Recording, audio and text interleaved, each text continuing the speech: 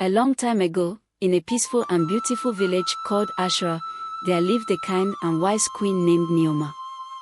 She was loved by everyone because she cared deeply for her people and made sure they were always happy and safe. But even though Queen Neoma was loved and admired, she often felt lonely. She had no one to share her throne with, no king to help her rule. Many princes and noblemen wanted to marry her, but none of them felt right to her.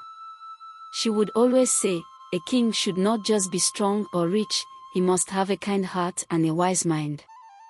One sunny day, a man named Okoro arrived in Ashura. He was not very tall or strong-looking, but people said he was very clever and brave. They also said he had a kind heart and could solve the hardest problems. When Queen Neoma heard about Okoro, she became curious.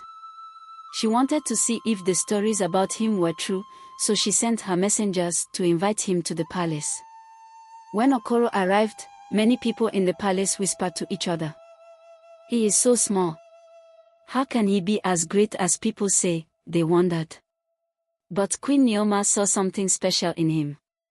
"Welcome, Okoro," she said with a warm smile. "I have heard many amazing things about you. But are they true?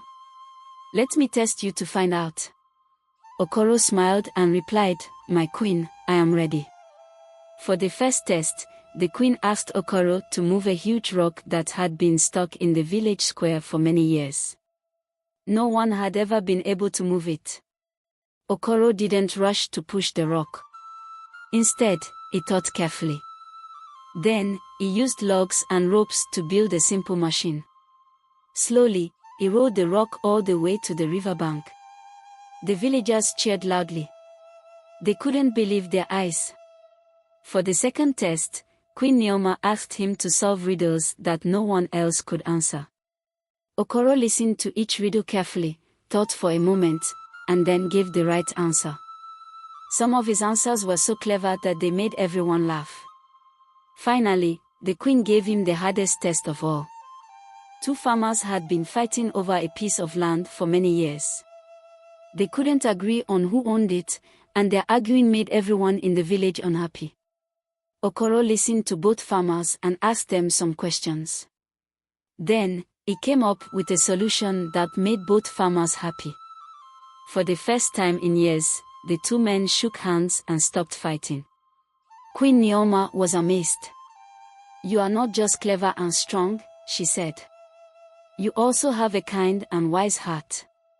That evening, Queen Neoma held a big feast to celebrate Okoro.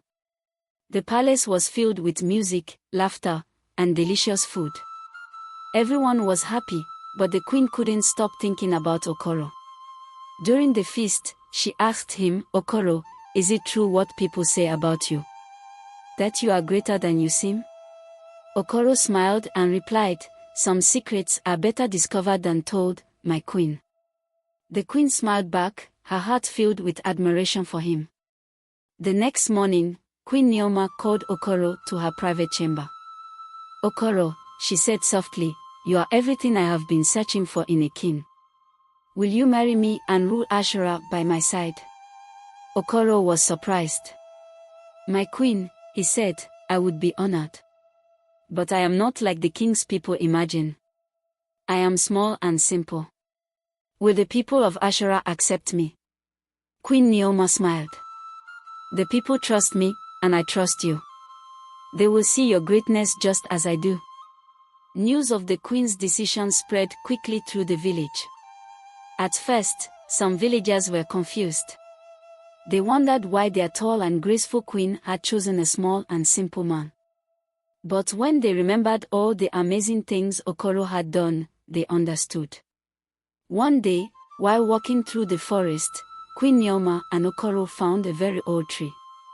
Its roots were strong and deep, and its branches stretched high into the sky. "This tree is like our kingdom," Okoro said. "Its roots are like our people, strong and connected to the land. Its branches are like our dreams, reaching for the stars. And the way it touches the sky reminds us to always look up to something greater than ourselves." Queen Neoma smiled and said, "Let us call this the Tree of Unity."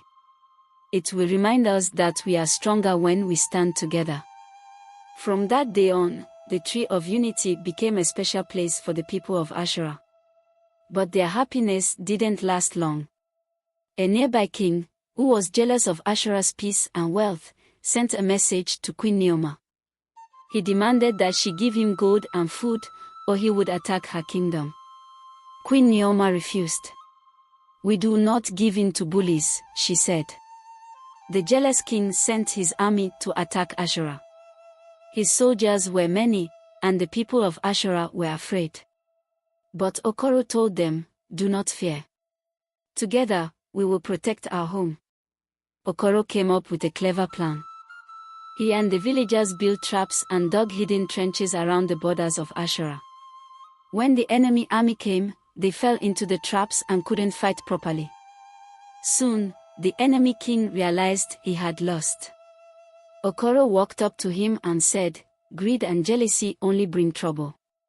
Go back to your land, and remember that kindness is stronger than power." The enemy king was ashamed and promised never to attack Ashura again. From that day on, Queen Neoma and King Okoro ruled Ashura together.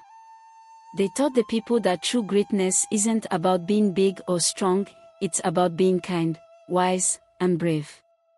The people of Ashura loved their rulers, and their kingdom became famous for its happiness and unity. Travelers came from far and wide to see the Tree of Unity and learn about the magical love story of Queen Neoma and King Okoro. And so, Queen Neoma and King Okoro lived happily ever after, their story inspiring everyone to believe in the power of kindness and courage.